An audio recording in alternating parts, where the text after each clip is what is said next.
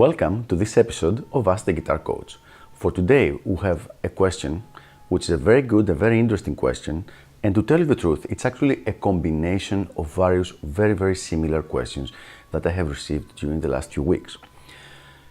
So I have made like a compound question that we will answer in this episode. So let's see, what is this question? My hands are too big, too small, my fingers too fat or too skinny. Should I start learning another instrument instead of electric guitar?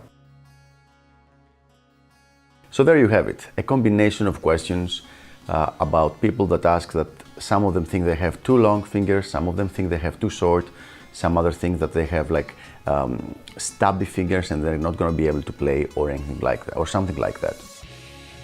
Now all this confusion comes from the preconceived notion that you need to have long, slender fingers to be able to play electric guitar, something which is really not true and absolutely not necessary.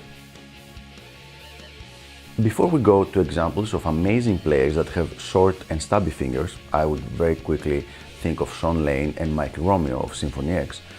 Apart from that, which is excellent proof, each finger size and each finger shape has its own strong and weak points. So there are advantages and disadvantages to having long or short fingers. All in all, I can honestly not say that there is a significant competitive advantage to having any kind of specific size fingers or shape. So let's examine some examples. Long fingers tend to have the ability to reach further down the neck.